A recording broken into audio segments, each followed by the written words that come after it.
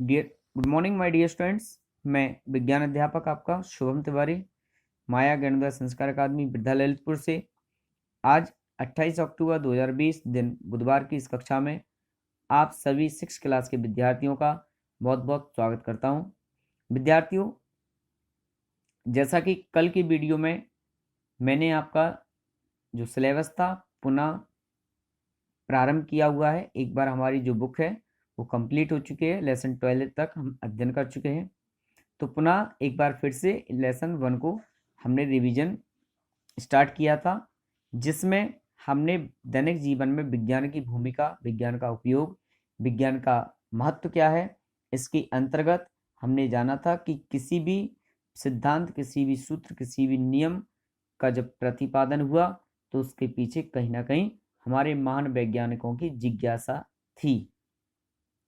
जानने की इच्छा शक्ति ने हमारे देश के महान लोगों को एक ऐसे पहलू पर आकर पर सोचने के लिए विवश किया और उनके बारे में सोचते हुए उन्होंने कई प्रकार के सिद्धांत नियमों को बनाया और उन नियमों पर चल कर के प्रयोग के आधार पर निष्कर्ष तक पहुंचे और विभिन्न प्रकार के संसाधन का निर्माण कर हमें हमारे दैनिक जीवन में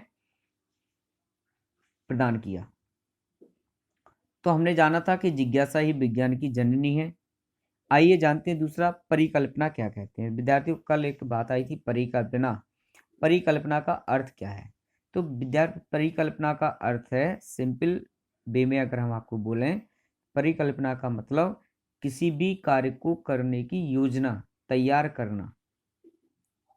जब भी कोई भी आप कार्य करते हैं तो सबसे पहले वह कार्य कैसे करेंगे, कब करेंगे और उसका परिणाम क्या होगा, इन सभी पहलुओं पर पहले से ही सोचना, पहले से ही विचार करना ही परिकल्पना कहलाता है।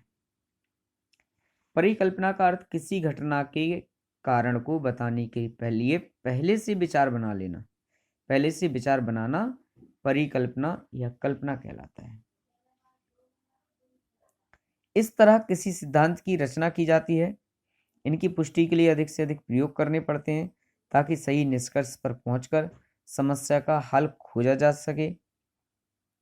तो कल की जो हमारी स्टोरी चल रही थी साधना और टीचर्स की, तो टीचर्स ने बताया कि जब भी कोई भी व्यक्ति अपने परीक्षणों के आधार पर किसी निष्कर्ष पर पहुंचता था, इनके पहले वह अपने दिमाग में पूर्ण रूप से योजना को तैयार किया करता था, उसके बारे में विचार किया करता था, उसके बारे में सोचा करता था और यही चीज, यही घटना उसके दिमाग की उपज परिकल्पना कहलाती थी। तो शिक्षिका और टीचर के बीच में, शिक्षिका और साधना के बीच में काफ़ी सारी घटनाओं पर चर्चा हुई। उनमें से एक और घटना है सर आइजैक न्यूटन की, जैसा कि कल की वीडियो में मैंने चर्चा की थी। आइए जानते हैं। एक वैज्ञानिक ने बताया कि पृथ्वी हर वस्तु को अपनी तरफ खींचती है। जिस वैज्ञानिक ने इस जानकारी को बताया, उनका नाम था आइजैक न्यूटन। शिक्षिका बोली, ज़्यादातर प्रश्न सरल ही होते हैं, लेकिन उनके उत्तर या उनके सिद्धांत या उन प्रश्नों के बारे में जानकारी देना उतना आसान और सरल नहीं होता है। अर्थात यूँ करें कि प्रश्न तो कहने में सरल है, परंतु जब हम उसके बारे में जानकारी को जुटाते हैं, उनके सिद्धांतों का प्रतिपादन करते हैं, तो ये जानकारियाँ इतनी कठिन होती हैं कि इनके बारे में सोचना भी मुश्किल होता है। जैसे उत्तर आया, चिड़ियाएं उड़ती हैं, हम लोग क्यों नहीं उड़ते? तो चिड़िया अपनी विशेष आकृति और पंख के कारण हवा को चीरती हुई उड़ती है। आगे की कक्षाओं में हम विभिन्न प्रकार के प्रयोगों के बारे में पढ़ेंगे, जैसे ऊष्मा और वायुदाब के बारे में। ऊष्मा क्या है, वायुदाब क्या है, फूंकने पर मोमबत्ती क्यों बुझ जाती है? प्रेशर कुकर में खाना जल्दी पक जाता है जबकि अन्य बर्तन में खाना जल्दी नहीं पकता है। तो जितना अधिक हम यहाँ पर विज्ञान के सिद्धांत, नियम और विज्ञान से जुड़ी हुई जानकारी को हासिल करेंगे, उनका अध्ययन करेंगे, उनके बारे में जानकारी करेंगे, उत्सुकता होगी जितनी अधिक जानने की, हम उतने अधिक से अधिक प्रश्नों के उत्तर अपने दैनिक जीवन में समझ पाएंगे। और जो भी प्रश्न हमारे दिमाग में आएंगे हम उनके उत्तर पर भी पहुंचेंगे। दूसरा प्रश्न, साधना ने टीचर से कहा कि विज्ञान ने हमारे दैनिक जीवन के लिए क्या किया।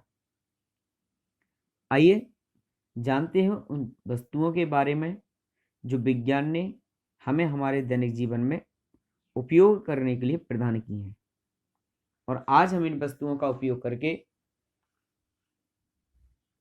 अपने दैनिक जीवन में इनका प्रतिदिन उपयोग करते हुए अपने सभी प्रकार के कार्यों को करते हैं, उन्हें आसान बनाते हैं और कम समय में अधिक कार्य करके अधिक से अधिक और भी कार्य करने का प्रयास करते हैं। हमारे दैनिक जीवन में बहुत सारे पहलू ऐसे थे जिन पहलुओं से हमारा जीवन अनभिज्ञ था, या फिर यूं कहें या कि किसी भी जानकारी को जानने के लिए हमें बहुत लंबा समय का इंतजार करना पड़ता था। आज दैनिक जीवन के विभिन्न क्षेत्रों में जैसे यातायात, चिकित्सा, संचार, परिवहन, भौतिक संसाधन,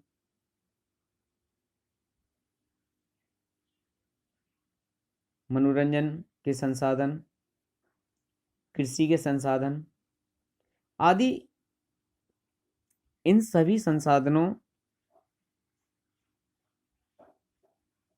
के अभाव में हमारा जो जीवन था वो बहुत ही धीमी गति से चल रहा था।